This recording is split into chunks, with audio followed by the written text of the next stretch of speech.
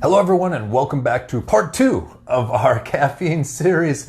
That is an unexpected impromptu version. Unfortunately, due to some slight technical difficulties, we had to continue on with our thought as to caffeine. Now, we had been talking about caffeine as being unfortunately a diuretic. So what that means is that caffeine actually pulls water out of your system. So despite the fact that most of the times caffeine is consumed through liquid means, unfortunately overall it'll create a net negative as far as the water that you're intaking. Once again, when we look at the overall system of how your body functions, you'll hear us talk in the office a lot about staying well hydrated. And the more caffeine that you're taking, unfortunately, that can lead to issues as far as your hydration is concerned.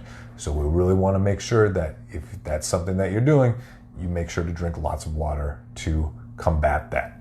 Now, are there certain ways that we can work towards if we do find ourselves drinking lots and lots and lots of coffees? Is there certain things that we can do to get ourselves away from that? Absolutely. So there's two main methods that you can do this depending on how heroic and stoic you want to approach this endeavor. Okay? So the first way is you can go cold turkey, meaning I'm going to wake up today, no coffee for a certain period of time, for 1 week, for 2 weeks. Usually if we hit that 3-week mark, that's when you really start reaching those pristine levels of helping restore your hormones and, lowering cortisol and everything like that. So you can do it that way, but be aware that it can have withdrawal symptoms. So the most common one is feeling like you have a headache.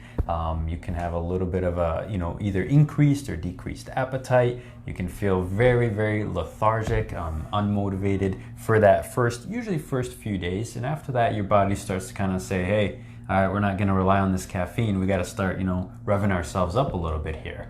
Another way you can do, if that sounds a little too extreme, is you can actually go little by little, gradually reducing the amount of coffee or caffeinated beverages and foods that you consume in a day. So a really good way, hey, I want a cup of coffee, you're gonna drink it in a day, and usually around lunch, if you would drink another cup of coffee or something caffeinated, try maybe half coffee that's caffeinated and half decaf.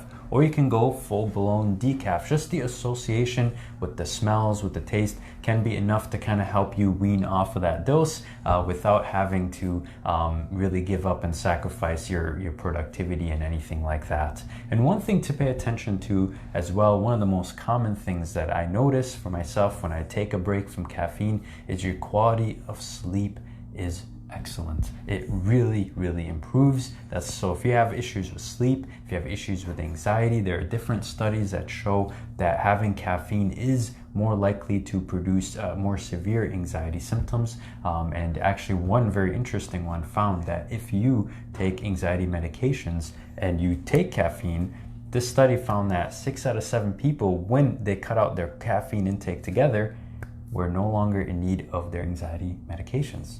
So something to keep in mind. It was a pretty small study, but something that hopefully should be beneficial. Take a break from it every once in a while, see how you feel, get in touch with who you are, and let your body reach that homeostasis to optimize itself. Remember, like Dr. Botros said in part 1, it is a chemical, and once again, there is actual addictions that can come from it. So making your way away from it can take some stages, and it might not be the first time that you do it. It might take a couple efforts to get through it, but once again, finding the proper amount is really important to make sure that it's not causing negative effects. So once again, I appreciate you joining in on our second part of our caffeine here at our Facebook Friday. Once again, I'm Dr. Alan Van Scoyk, and I'm joined with Dr. Botros. And not only can you find us now on Facebook, but yes, you can find us now on YouTube. We're taking all of these videos that we've done and placing them on YouTube at Chiropractic Company. So if you want to like and share some of the videos, you don't have to do it necessarily through Facebook. Now you can do it through that platform as well. So once again, we appreciate you watching, and we look forward to talking to you on our next video next week.